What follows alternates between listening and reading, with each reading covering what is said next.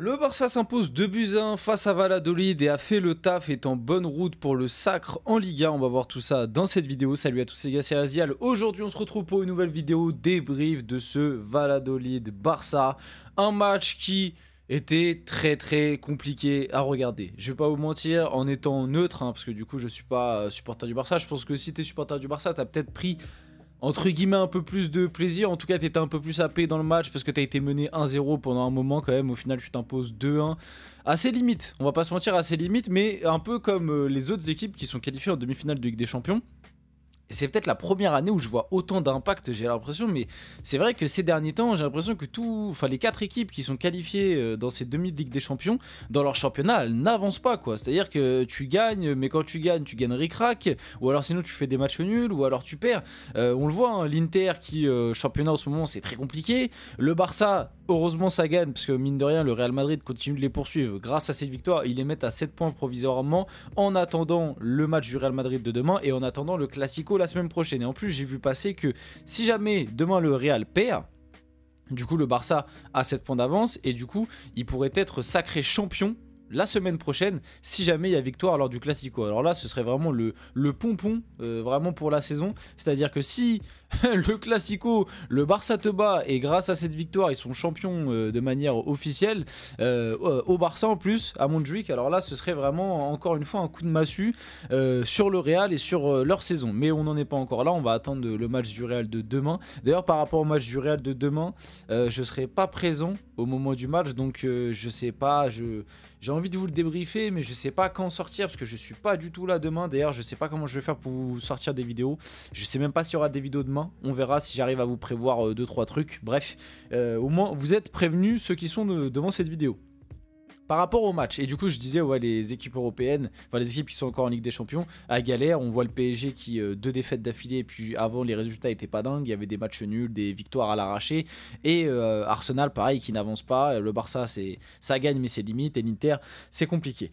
Par rapport au match, alors t'as affronté le dernier, et ça se voit, hein, t'as vite compris pourquoi ils sont derniers. Honnêtement, c'est une équipe qui est pas du tout dimensionnée pour la Liga. Je connais pas assez bien Valladolid, hein, mais à chaque fois que je les ai vus, même si contre le Real, je crois qu'il leur avait posé un peu plus de soucis, mais en tout cas là sur ce match, bon, le niveau il est assez cataclysmique, on va pas se mentir. Ils arrivent à marquer début de match sur sur un coup très chanceux, un but très chanceux où Ter Stegen, bon. Un peu bizarre quand même ce qu'il fait Ter Stegen. Je dis pas qu'il pouvait l'avoir, hein. Je dis pas que le but est de la faute de Ter Stegen. Je dis juste que son déplacement, sa réaction, bon, j'ai pas compris ce qu'il a essayé de faire, ce qu'il a voulu faire. Très bizarre comme placement, très bizarre comme manière de sauter. Mais bref, je pense que dans tous les cas, de toute façon, il aurait pas pu avoir le ballon même s'il avait fait mieux. Donc ouais, tu prends le but au bout de 5 minutes sur un coup du sort, on va pas se mentir, une frappe déviée très chanceuse qui part lucarne opposée. Et puis après en fait t'as affronté un bus, ouais, t'as affronté une équipe qui a mis beaucoup de coups, qui a défendu très bas à 10. Il y avait juste un mec devant, l'attaquant de Valladolid qui restait tout seul devant. Bon, ils ont eu à des moments quelques transitions, mais je trouve qu'ils t'ont jamais trop inquiété non plus. Le piège en fait c'était de réussir à remonter le score, ce qui pour moi était quelque chose de pas forcément évident si tu ne faisais pas rentrer tes attaquants plus titulaires. Ce qui s'est passé, hein, on a eu Lamine Yamal qui a rentré au bout de 30 minutes de jeu parce que le jeune, j'ai oublié son Dani Garcia je crois. Je me trompe peut-être, il me semble que c'est Dani. Bon, on ira voir après sur FotMob. En tout cas, le jeune du Barça s'est blessé à l'épaule au bout de 30 minutes. Du coup, Lamine Yamal est rentré direct. Et ensuite, à la mi-temps, tu as eu la rentrée de Rafinha qui a fait du bien. Et puis, tu as eu la rentrée de Dani Olmo à la 60e qui a fait du bien aussi en fin de match. Mais ouais, du coup, tu t'imposes 2-1. Bon, t'as dominé, hein, mine de rien, la victoire est quand même, je trouve, un peu à l'arraché parce que comme je l'ai dit, le match n'a pas été hyper passionnant. Une première mi-temps très compliquée. Honnêtement, la première mi-temps, elle a été très longue à regarder. Il s'est pas passé grand-chose de passionnant. La deuxième mi-temps, ça a été mieux. Notamment, je trouve la rentrée de Rafinha qui a fait du bien. En plus, c'est lui qui est buteur pour le but du 1 partout, qui est le but le plus important dans ce style de rencontre, hein. Ça remonter au score, le but du 1-1, c'est le but le plus dur généralement. Et en plus, le but du 2-1 arrive pas longtemps après, sur sur un beau but de Fermin. Et puis voilà, après t'as continué à garder la balle, t'as continué à attaquer. Bon, t'as pas non plus trop forcé. Le seul petit point négatif peut-être de ce match, c'est qu'au final, t'as fait tourner sur ta compo de base. Mais au final, Lamine Yamal, il a quand même joué quasiment 70 minutes, ce qui est quand même beaucoup. On le rappelle, le Barça joue mardi. Donc tu vas avoir demain et lundi en jour de repos. Lamine Yamal qui a quand même fait 70 minutes, c'est peut-être un peu beaucoup. Rafinha, une mi-temps, je pense que ça va encore. Gérard Martin, à voir s'il va être titulaire, il a fait tout le match. Puis après quoi dire d'autre, je pense que c'est tout, hein. Sur la rencontre, il n'y a pas grand chose de plus à dire. Ouais, non, j'oublie rien. Fermin a été bon. Bon, de toute façon, les individualités, on verra en allant sur FotMob. Mais ouais, en tout cas, victoire du Barça qui se dirige vers le titre. Là, on va attendre du coup la semaine prochaine. Hein, mais si, même si le Real gagne demain, je pense que s'il y a victoire la semaine prochaine lors du Classico face au Real, bah, tu les enterras puisque tu les mettras à 7 points. Et je pense que mentalement, le Real lâchera. Donc dans tous les cas, je pense que la Liga se jouera la semaine prochaine. Maintenant, attention, parce que on l'a vu au match aller face à l'Inter, tu as fait 3-3 à domicile. Le match retour va être compliqué, la qualif n'est pas assurée. Si tu te fais sortir par l'Inter en demi, est-ce que tu vas avoir la tête directement quelques jours après au Classico en championnat? Je pense que oui quand même, parce que tu as un trophée à aller chercher, mais tu peux te prendre un petit coup sur la tête. Donc à surveiller. De toute façon, la semaine là qui arrive va être l'une des semaines les plus intéressantes de la saison, hein, que ce soit pour le Barça, que ce soit pour le PSG, et du coup aussi pour le Real. Parce que bah, du coup, si le Real arrive à gratter un résultat le week-end prochain, et qui gagne bien évidemment demain, ils reviendront à 1 point.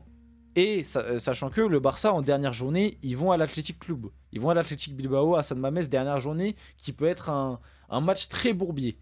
Donc on va suivre ça.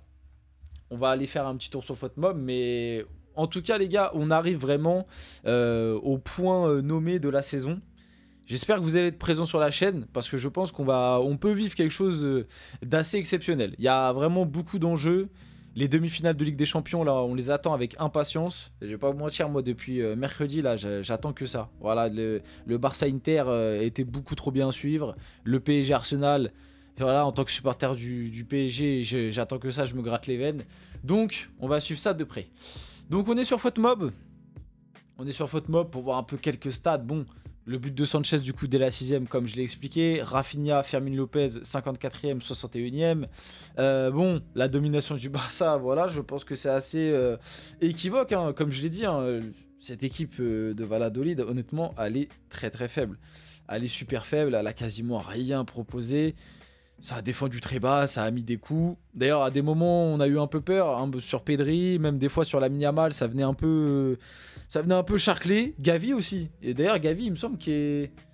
Gavi qui est pas... Bah si, Gavi, ouais, voilà, c'est ça qui est sorti sur blessure. J'avais un doute si c'était bien une sortie sur blessure ou si juste il était sorti, mais...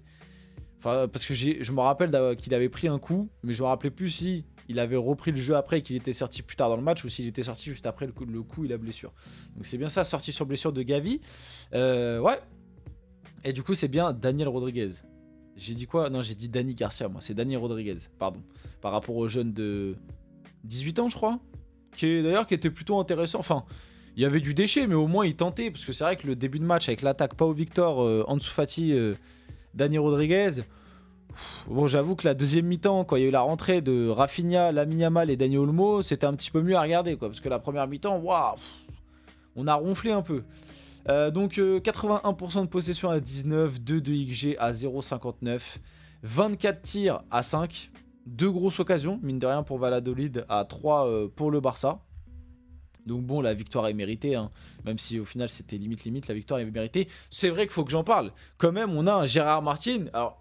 Surtout la deuxième mi-temps, qui délivre une passe D pour le but de Fermin. Mais on a un Gérard Martin qui a fait une très très bonne, une très très grosse, même j'ai envie de dire, deuxième mi-temps. Et Gérard Martin, les gars, a été élu homme du match. Non mais ça les gars, c'est quand même un événement. Gérard Martin qui est élu homme du match, je pense que ça n'arrivera pas 50 fois dans l'histoire du Barça et de la Liga. Honnêtement, il a fait vraiment une très bonne deuxième mi-temps. Alors comme l'a très bien souligné Omar Da Fonseca, le problème de Gérard Martin, c'est qu'en fait, pour moi, c'est pas un latéral. Moi, je vois un défenseur central. Il n'a pas les déplacements, l'explosivité, l'agilité d'un latéral. Mais avec le pied, c'est vrai qu'à des moments, il peut être surprenant. Il n'est pas si nul que ça techniquement. Donc Gérard Martin, Fermin a été bon, au-delà de son but.